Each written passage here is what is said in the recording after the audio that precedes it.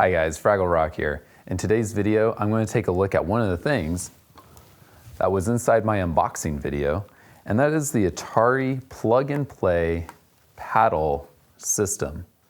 Now this system was in my unboxing video. You saw it when I pulled it out. This was something I got around 2004, I believe. That's what the date on here says. This was a plug-and-play system that you would plug directly into your TV's composite RCA jacks for video and mono audio. And it had two controllers, and it was preloaded with a variety of different Atari games that utilized both the paddles and the buttons on here. Now, like I said, I haven't put this into a TV in a really long time, so I'm not even sure if it works. So I'm gonna open this up. There are some screws on the back. I'm gonna open this up, see what it looks like inside, and see if I can get this working again. I have tested it on this TV and it won't even turn on, which tells me that there is probably some kind of battery in here. Well, I guess the other reason why it's battery powered is there's no power outlets attached to this. And obviously you can't get power through the RCA jacks. So I'm gonna open this up, see if there are batteries in here. If there is batteries, I'm gonna guess that they're gonna be corroded and there's gonna be green death everywhere. So yeah, let's open this up and see if we can get this up and running again. Let's head over to the bench. Okay, so I'm over here at the bench. I've got my Atari plug and play paddle here. Let's get some of these rubber gloves on. No glove, no love. So what we have here is the Atari paddle. It is a plug and play TV, plug and play video game system that has a bunch of Atari games already loaded into it. The idea is that you just plug this straight into your TV, turn it on, and start playing using the menu button and the paddles to navigate. The problem is, when I switch this to the on position, nothing actually turns on. And I know it's probably run off a battery because there is no indication of a power cable anywhere on here, and composite video does not carry doesn't carry power to the device. On the back here, I've got two screws and what looks like a door here, a battery door. So I'm going to take this off and see what's going on inside. It looks like there's screws on the second player paddle here, but this might just be for general maintenance. I don't think there's any batteries in here. I'll take it all apart and see what we're working with. Thankfully, for this project, I think all I will need are some small fillet head screwdrivers. It doesn't look like there's any security bits whatsoever, so I'll just use a smaller Phillips to get this off. And of course, the cleaning supplies I am presuming I'm going to need is going to be the WD-40 electrical contact cleaner, a toothbrush, and if there are batteries, hopefully, I'm hoping they're AA because right now AA batteries are the only ones I have. I can't imagine, unless, ooh, there could be some C batteries in here, but it's not super heavy. So I guess we'll find out once we open it up. So it looks like there's one screw here on the battery door. So let's go ahead and take that one off. It's having a hard time. Maybe I can just, oh, there we go. Uh-oh, ew. Oh no, there was definitely batteries in there. Ew, look at all that crystallized. Not sure what this is. If this is like acid crystals from the battery. Looks like there is AA battery, so that's a plus. That is a plus. Only thing is they look like they've expanded and totally, there's corrosion on the springs. The batteries themselves, I should probably be wearing safety squints, but okay, it's not too bad. Good thing I'm wearing gloves. Yeah, that's not looking too good. All right, let's take these gross batteries out and clean this up. Hopefully the contacts, actually, you know what? Only one of the battery contacts here actually looks gross.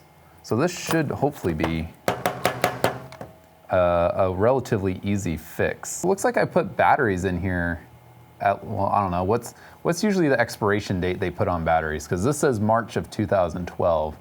Is it like a 10-year thing? Was this given to me in like 2000? No, but this has a copyright of 2004. So somewhere between 2004 and 2012, I had this device. Oh, this says March 2005. So I must have gotten this around 2004 or 2005.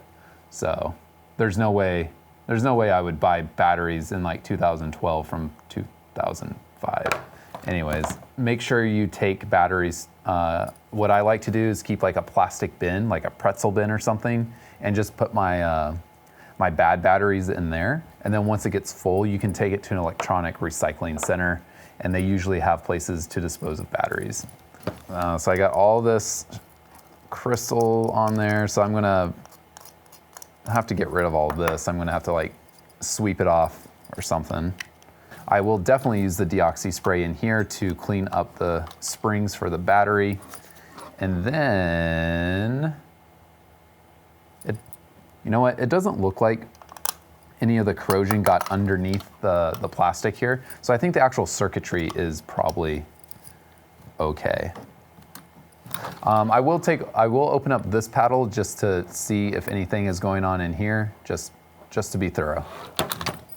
Okay, so let's look at getting, so I take my WD-40 here, I'm gonna hit it with my toothbrush. I sprayed it and I didn't even start brushing it yet, and it was already looking better. This electrical contact cleaner is amazing stuff. Wire brush. Oh, so much better. Use the right tool for the job. All right.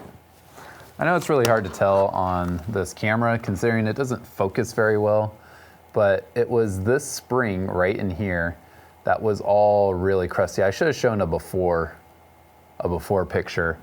Again, it's not focusing really well, so I apologize for that.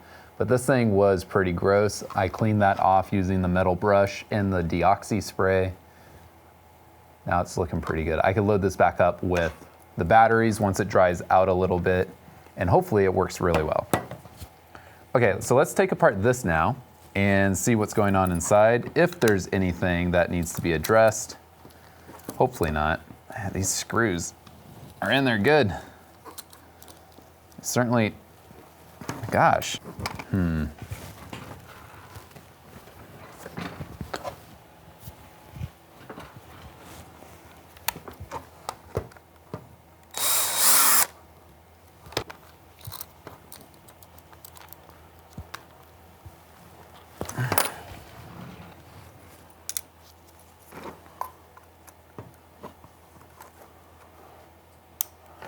There we go.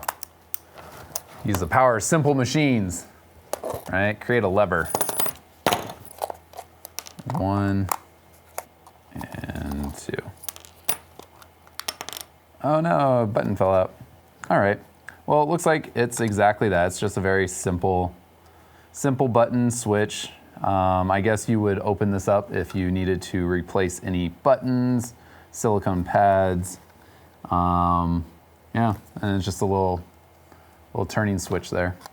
All right, well, nothing super exciting. Just thought I'd check that out, see if there was something more exciting, but not really. So let's go ahead and put the switch back.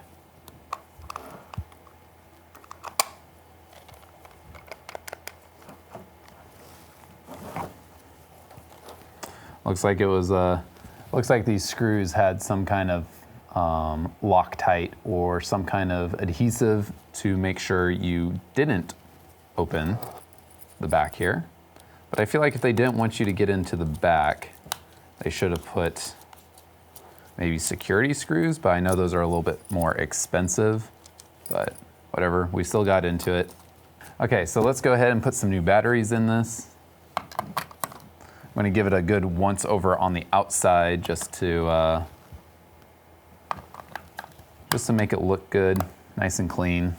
Right now it's a little dusty. It's not super dirty. Again, this just spent time in my attic in a box for years, so there's nothing really gross about it. I got it for Christmas, so It's just one of those gifts that I played with for like, I don't know, a couple weeks and then never used it again because it's sort of it's one of those novelty items, I feel like, where you get it, it makes a great stocking stuffer, but you know, the longevity and like the likelihood that you're gonna pull this game out and play it more or on a regular basis is pretty slim. Okay, batteries are in. Let's go ahead and turn the switch into the on position and see if the little red LED comes on. Red LED has turned on. I'm guessing this will work really nicely now on the TV. Let's give it a quick wipe down and then go test it out on the TV and see how it looks. So I finished cleaning this Atari plug and play paddle, and now let's plug it into the TV and see if it works. So remember, this is a plug and play unit, so it's nothing but the unit itself, the 2 controllers, and 2 composite cables. I'm gonna go ahead and plug these into my front of the TV. Switch it over to video 2, and I'm going to turn it on and see if this works. And, oh, there we go. Color looks a little off.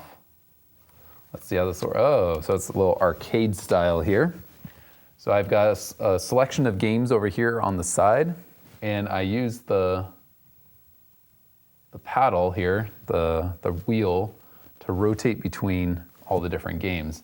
I also have Pong as a selection, and I have a game called Warlords as a selection as well. I use the trigger button here to select the game. So let's go ahead and just check, see what Warlords is all about. All right, so I guess, okay, I'm the orange over here. Oh, it's kind of like Breakout, except I just scored on myself a bunch here. It's a little awkward to use. Oh, you can catch the ball. All right, well, looks pretty good. I mean, the color and resolution looks pretty representative. If you were playing this on a LCD screen or a modern TV, it might look a little bit different. But you know what? Not bad for, I guess, Atari. Probably look better on a smaller screen where the resolution isn't all stretched out. And it is using a composite signal, so it's a little rough, but it works. Okay, so it's a pretty fun little system. It has a handful of games on it. It'd be really good for just, you know, a fun little game night where you and a friend can sit down and play a little versus game together. Other than that, you know, again, this is a novelty item, so I'm not like I can't see myself using this all the time for a lot of different reasons, other than maybe a fun game night or party night, and you want to break this out and just do some classic retro gaming. But other than that, we cleaned this up, it still works. I'm going to maybe take the batteries out because I don't see why I would use this again anytime in the future.